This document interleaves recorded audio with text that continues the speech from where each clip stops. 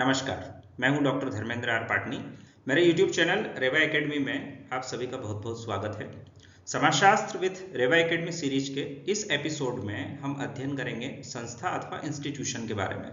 तो आइए समझने का प्रयास करते हैं कि समाजशास्त्र में संस्था का क्या अर्थ है, उसकी परिभाषाएं किस प्रकार से दी गई हैं तथा इसकी विशेषताएं क्या है तथा समाज में संस्था की उत्पत्ति किस प्रकार से होती है। समाजशास्त्र विद रेवा एकेडमी सीरीज के पिछले एपिसोड में हमने समिति का अध्ययन किया था, जिसमें हमने यह जाना था कि मनुष्य की चूंकि विभिन्न आवश्यकताएं हैं, उसके विभिन्न हित हैं, उसकी विभिन्न जरूरतें हैं। जब इन्हीं आवश्यकताओं को, जरूरतों को या हितों को पूरा करने के लिए दो या दो से अधिक लोगों को साथ लेकर विचारपूर्वक सोच समझकर एक समूह का गठन किया जाता है, तो इस गठित किए गए समूह को समाजशास्त्र में समिति कहा जाता है। अर्थात समिति मनुष्यों की आवश्यकता को पूरा करने के लिए गठित किए गए समूह होते हैं। दरअसल समिति एवं संस्था एक दूसरे की पूरक होती हैं। समिति तथा संस्था को एक दूसरे के संदर्भ में ही वास्तविक अर्थ में समझा जा सकता है। जैसा कि हमने जाना कि समिति मनुष्यों की आवश्यकताओं को पूरा करने के लिए गठित किए गए समूह हैं। अब यदि हम इस बात पर विचार करें कि मनुष्यों की आवश्यकताओं को पूरा करने के लिए समितियां किस प्रकार से कार्य करती हैं, अर्थात समितियों की कार्यप्रणालियां किस प्रकार की हैं, वे किन नियमों, किन विधि विधानों को प्रयोग में लाती हैं, वे किन कानूनों के माध्यम से संचालित होती हैं, यदि हम इन सब बातों को देखें तो समितियों को कार्य करने के जो भी नियम होते हैं, उनकी जो नियमावलियां होती हैं, उनकी जो कार्यप्रणालियां होती हैं, उनके जो समस्त विधि विधान और कानून होते हैं, यही सब मिलकर उस समिति की संस्था कहलाते हैं। संस्था के अर्थ को इस प्रकार से भी स्पष्ट किया जा सकता है कि मनुष्य की जो विभिन्न आवश्यकताएं हैं, उसकी जो जरूरतें हैं, मनुष्य के जो भी हित हैं, इन सबको पूरा करने के लिए, इन सब की पूर्ति करने के लिए समाज में जो सर्वस्वीकृत तौर तरीके होते हैं, जो सर्वस्वीकृत कार्य प्रणालियां होती हैं, इन्हीं तौर तरीकों और कार्य प्रणालियों को जो मनुष्यों की जरूरतों को पूरा करने वाले होते हैं, इन्हें ही समाज की संस्थाएं कहा जाता है। समितियों का गठन आवश्यकताओं को पूरा करने के लिए किया गया है और समितियों की जो कार्य प्रणाली है, उनके जो तौर तरीके हैं, वही वास्तव में संस्था कहलाते हैं। समाजशास्त्री मैकाइवर एवं पेज के अनुसार जो सामूहिक क्रिया को अभिव्यक्त करने वाली कार्य प्रणालियां होती हैं, इन कार्य प्रणालियों के स्थापित स्वरूप एवं इनकी अवस्थाओं को समाज की संस्थाएं कहा जाता है। मैकाइवर एवं पेज ने यह भी स्पष्ट किया है कि हर समिति का एक निश्चित संस्थात्मक पक्ष भी होता है और इसी संस्थात्मक पक्ष के माध्यम से कोई भी समिति कार्य कर सकती है। समाजशास्त्री मैकाइवर एवं पेज ने भी समिति और संस्था को एक दूसरे के संदर्भ में ही स्पष्ट किया है और इनका अर्थ बताते हुए यह व्याख्या की है कि समिति दरअसल एक मूर्त संगठन है तथा मूर्त संगठन की जो नियमावलियां हैं, वे उसकी संस्थाएं कहलाती हैं। अर्थात यदि हम किसी भी मंदिर, मस्जिद, चर्च या फिर महाविद्यालय, विश्वविद्यालय, चिकित्सालय या फिर राज्य को देखें तो इनका मूर्त स्वरूप समिति है तथा इन समितियों की जो नियमावलियां हैं, इनकी जो कार्य प्रणालियां हैं, इनके जो विधि विधान है, इनके जो कानून है, यह सब इन मूर्त संगठन अर्थात समिति की संस्थाएं हैं, जिन्हें की अमूर्त व्यवस्था माना गया है। मैकाइवर एवं पेज की व्याख्या से एक बात और स्पष्ट होती है कि मनुष्य वास्तव में समिति के ही सदस्य हो सकते हैं, वे संस्थाओं के सदस्य नहीं हो सकते हैं, क्योंकि समिति मूर्त संगठन है। समिति एक विशेष प्रकार का संगठित समूह है और मनुष्य या समाज का कोई भी व्यक्ति इसी मूर्त संगठन अथवा समूह की ही सदस्यता ले सकता है। और चूंकि वास्तव में संस्थाएं तो नियमावलियां हैं, इसलिए मनुष्य नियमावलियों की सदस्यता किसी भी प्रकार से नहीं ले सकता है। अतः निष्कर्ष यह है कि मनुष्य केवल समिति का सदस्य हो सकता है, संस्थाओं का सदस्य नहीं हो सकता है। संस्थाओं की समाजशास्त्री व्याख्या में मैकाइवर एवं पेज ने यह भी स्पष्ट किया है कि समाज की कोई भी संस्था मनुष्यों को पराजित करने के अपने विशेषाधिकार पर जीवित नहीं रह सकती हैं, अपितु संस्थाएं केवल मनुष्यों की सेवा के लिए है, उनकी आवश्यकताओं की पूर्ति के लिए है, उनकी मौलिक जरूरतों को पूरा करने के लिए ही संस्थाएं समाज में क्रियाशील होती हैं। और जब कभी भी कोई भी संस्था इन आवश्यकताओं को पूरा करना बंद कर देती है, लोगों की मौलिक जरूरतों को पूरा नहीं कर पाती हैं, उस स्थिति में कोई भी संस्था का समाज में अस्तित्व नहीं रह सकता है। ऐसी स्थिति में संस्थाएं खत्म होती चली जाती हैं। समाजशास्त्री ऑकबर्न एवं नीमकाफ के अनुसार मनुष्य की आधारभूत आवश्यकताओं की पूर्ति के लिए समाज में संगठित और स्थापित जो कार्य प्रणालियां हैं उन्हें ही संस्थाएं कहा जाता है। आइए अब बात करते हैं संस्था की विशेषताओं की। समाजशास्त्री हैमिल्टन ने संस्थाओं को सामाजिक रीति रिवाजों का गुच्छा कहा है। समाजशास्त्री गिलिन एवं गिलिन ने संस्थाओं की विशेषताओं को स्पष्ट करते हुए यह बताया है कि संस्थाएं संपूर्ण सामाजिक और सांस्कृतिक व्यवस्था में एक इकाई के रूप में कार्य करती हैं। सामान्यतः सभी सामाजिक संस्थाओं में स्थायित्व का गुण होता है और इसी के कारण यह निरंतर मनुष्यों की आवश्यकताओं को पूरा करने के लिए क्रियाशील रहती है। सभी सामाजिक संस्थाओं के स्पष्ट उद्देश्य होते हैं। गिलिन एवं गिलिन ने यह भी बताया है कि सभी सामाजिक संस्थाओं के सांस्कृतिक उपकरण भी होते हैं।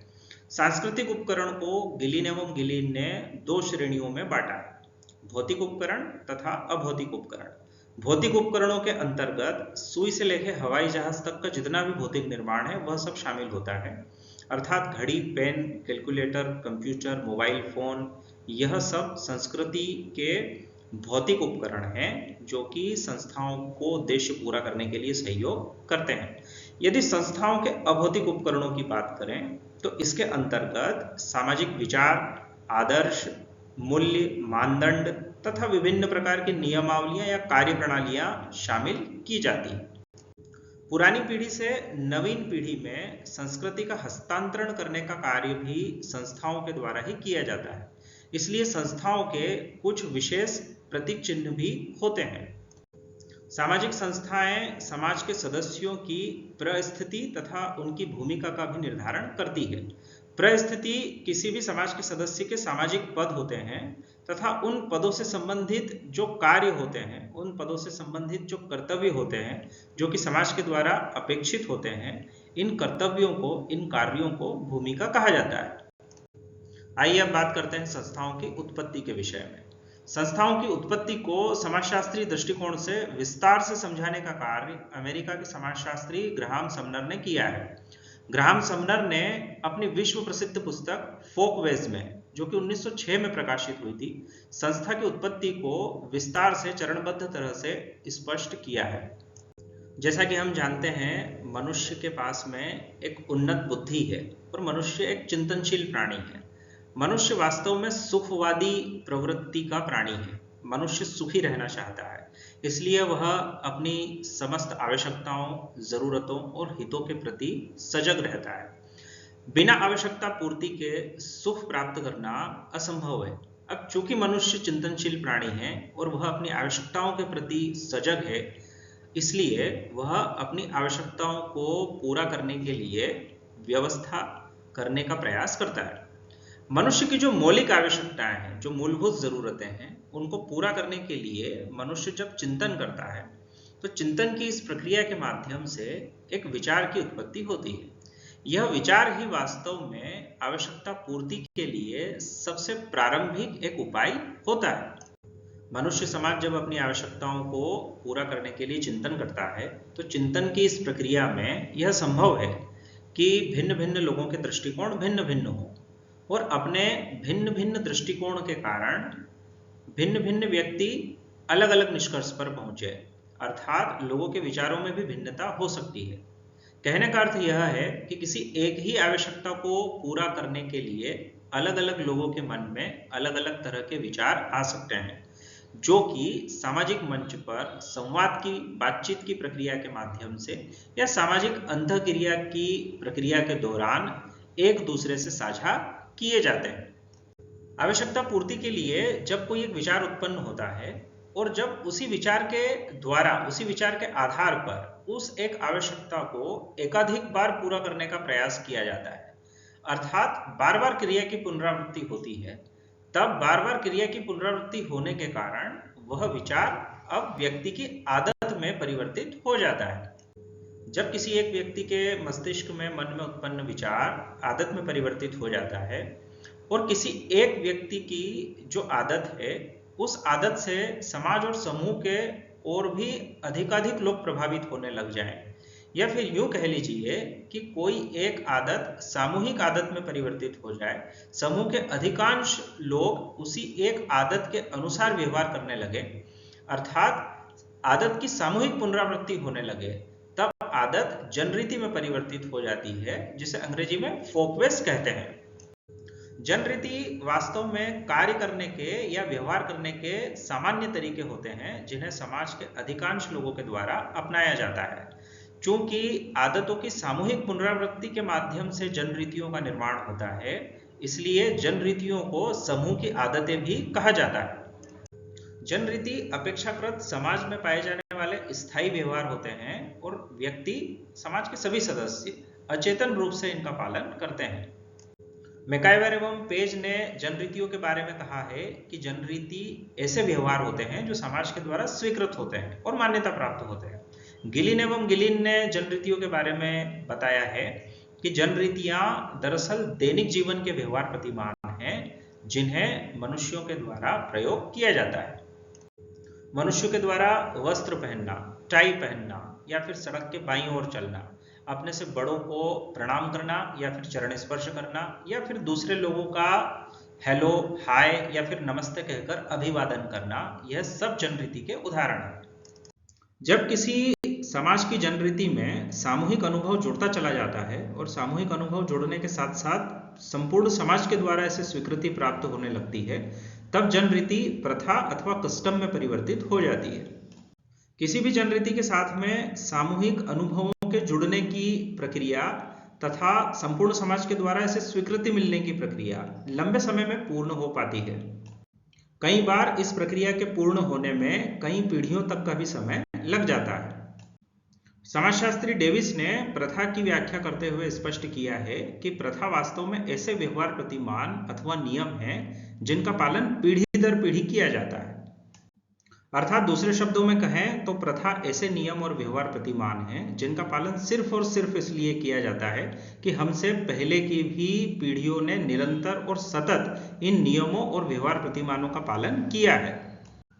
कुछ सामाजिक प्रथाओं में यह भी दिखाई पड़ता है कि उनमें तार्किकता का बिल्कुल भी अंश नहीं है, वे फिर भी निरंतर पीढ़ी दर पीढ़ी पालन की जा रही हैं, किंतु एक निश्चित समय के बाद में जब इनकी उपयोगिता समाप्त होने लगती है तो प्रथाएं समाज में खत्म भी हो जाती हैं।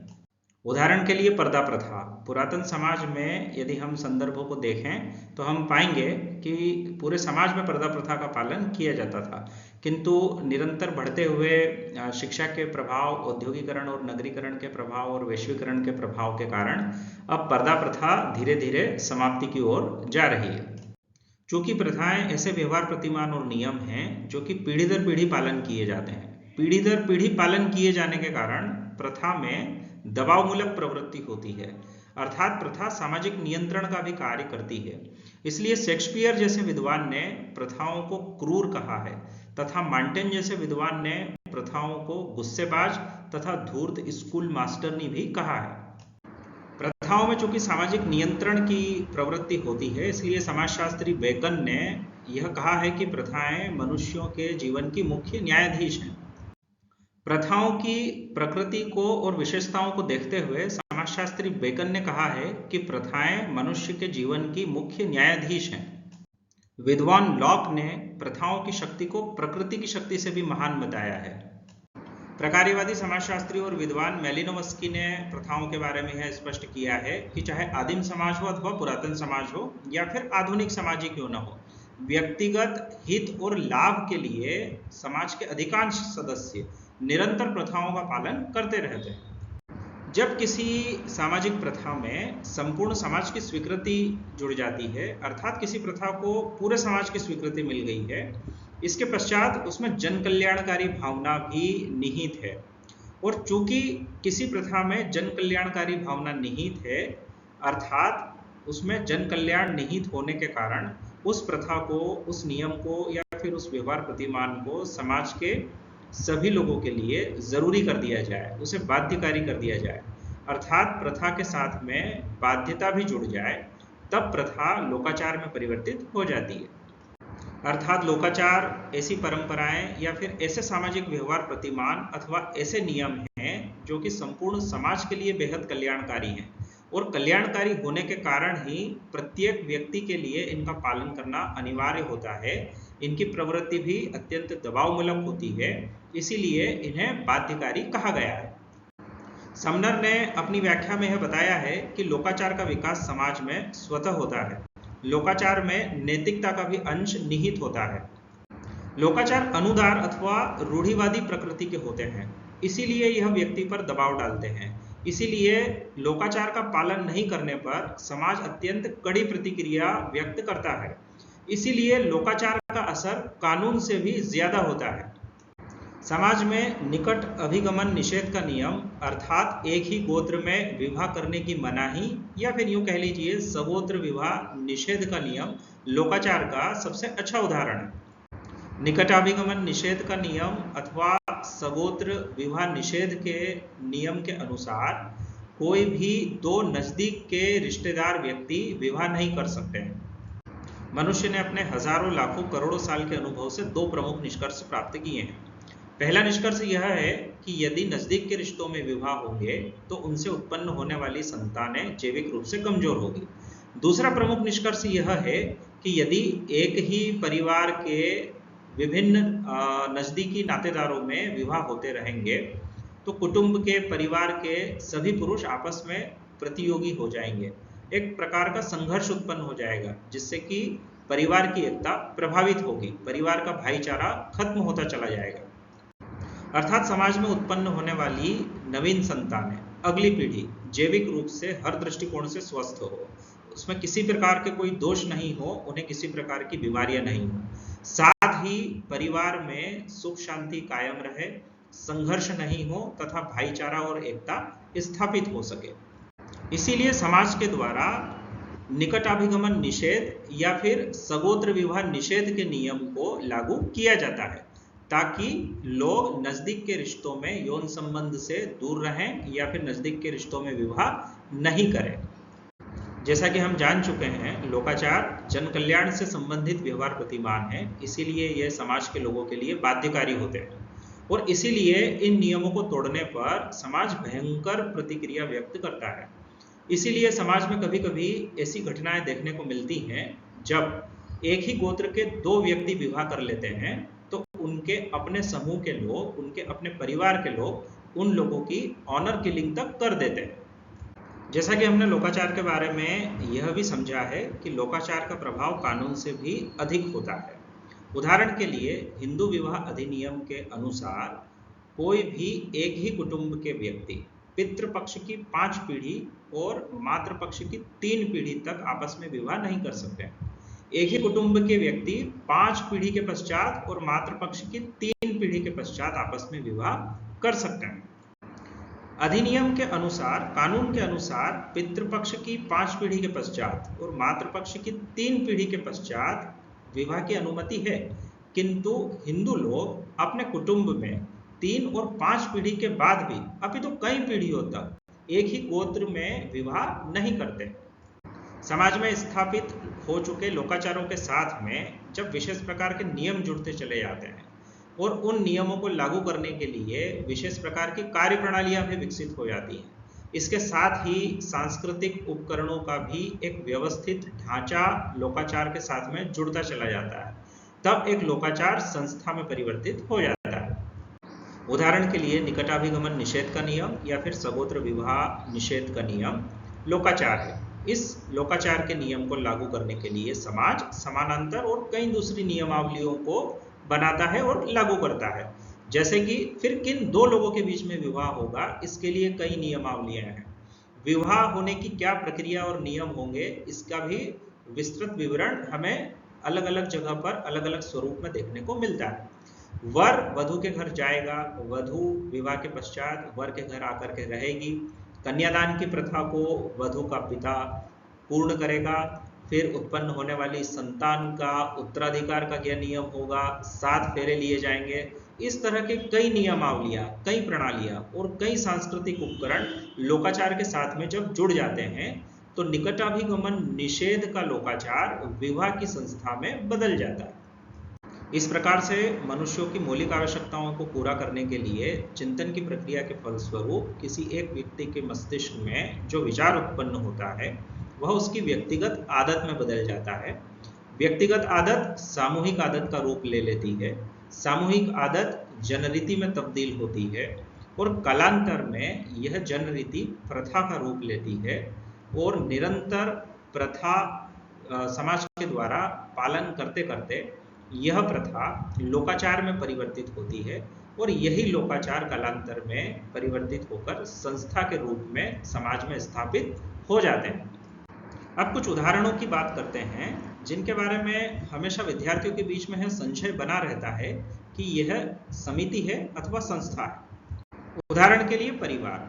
चूंकि परिवार की स्थापना कुछ विशेष उद्देश्यों को लेकर ही की जाती है, जैसे यौन संबंधों का नियमन, संतान उत्पत्ति, संतानों को वैधता प्रदान करना, संतान का पालन पोषण करना या फिर नातेदारी का विस्तार करना। ये सब प्रमुख उद्देश्य हैं जिनके कारण परिवार की स्थापना की जाती है।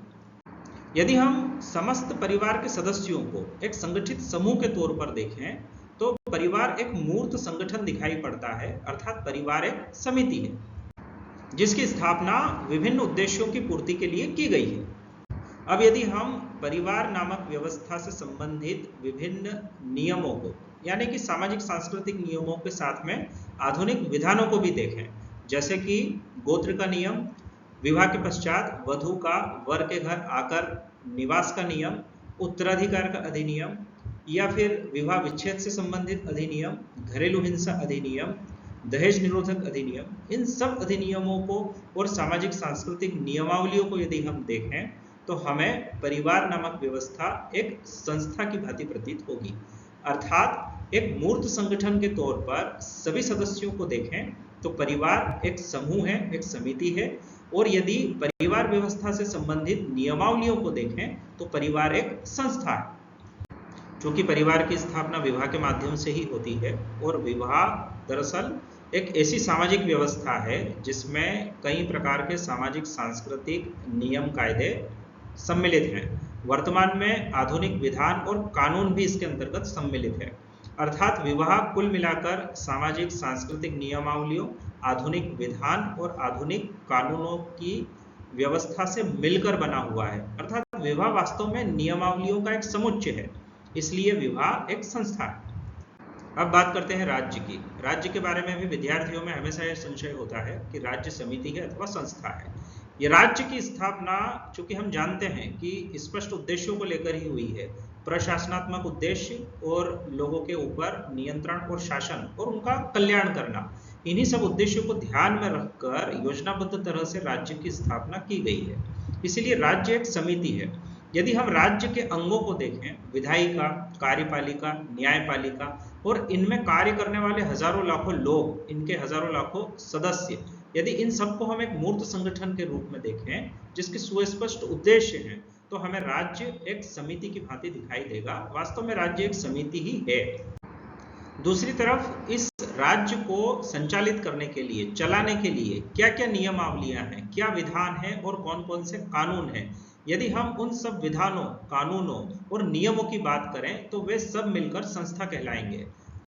किसी भी राष्ट्र या राज्य को संचालित करने के लिए, चलाने के लिए सबसे आधारभूत कानून उस राष्ट्र अथवा राज्य का संविधान होता है। बाकी दूसरे समस्त विधान और कानून संविधान पर ही आधारित होते हैं। अर्थात संविधान एक प्रकार से नियमावलियों का समुच्चय है, कई तरह के विधानों का और कानूनों का मूल आधार है। इस तरह से किसी भी देश या राष्ट्र का संविधान उसकी संस्था होता है, अर्थात संविधान संस्था है। ठीक इसी प्रकार से स्कूल, महाविद्यालय या फिर विश्वविद्यालय को यदि हम देखें तो महाविद्यालय का समस्त शैक्षणिक स्टाफ, उसके फैकल्टी मेंबर्स, उसका समस्त गैर शैक्षणिक स्टाफ, उसके समस्त दूसरे अन्य कर्मचारी, साथ ही समस्त विद्यार्थी, छात्र छात्राएं, यदि हम इस आधार पर एक महाविद्यालय को देखें तो यह एक समूह के तौर पर दिखाई देगा। इस संगठित समूह की स्थापना का एक सुस्पष्ट उद्देश्य है शिक्षा प्रदान करना और शिक्षा का प्रसार करना। इस आधार पर महाविद्यालय नामक मूर्त संगठन निश्चित रूप से एक समिति है। अब यदि महाविद्यालय नामक समिति के संचालन से संबंधित नियमावलियों की बात करें तो इन नियमावलियों को महाविद्यालय की संस्था कहा जाएगा। जैसे प्रवेश के क्या नियम होंगे, परीक्षा प्रणाली किस प्रकार की होगी, अर्थात किन किन पाठ्यक्रमों में विद्यार्थियों को प्रवेश दिया जा सकेगा, उन पाठ्यक्रमों में प्रवेश के लिए विद्यार्थियों की न्यूनतम शैक्षणिक अर्हता कितनी होगी, परीक्षा में कुल कितने प्रश्न पत्र होंगे, कितने नंबर का प्रैक्टिकल होगा, कितने नंबर के थ्योरी के पेपर होंगे, पास होने के लिए कितने अंक प्राप्त करना पड़ेंगे, कुल पूर्णांक कितने होंगे, माइग्रेशन की क्या व्यवस्था होगी, इत्यादि इत्यादि। इसके अतिरिक्त शैक्षणिक तथा गैर शैक्षणिक स्टाफ के सदस्यों की भर्ती के नियम किस प्रकार के होंगे, उनकी भर्ती के लिए अभ्यर्थियों की न्यूनतम शैक्षणिक अर्हता कितनी होगी, उनके वेतन, पेंशन तथा भत्तों से संबंधित नियमावलियां क्या होगी। इन सब नियमों को यदि हम देखें एकीकृत रूप से तो ये सारे नियम महाविद्यालय को एक संस्था के रूप में परिलक्षित करते हैं। उम्मीद है आप लोगों को मेरा कंटेंट पसंद आ रहा होगा। कमेंट बॉक्स में लिखकर अपनी प्रतिक्रिया अवश्य बताइए। अपनी तैयारी और अध्ययन के लिए बने रहिए रेवा एकेडमी के साथ में। आप सभी का समय शुभ हो। बहुत बहुत धन्यवाद।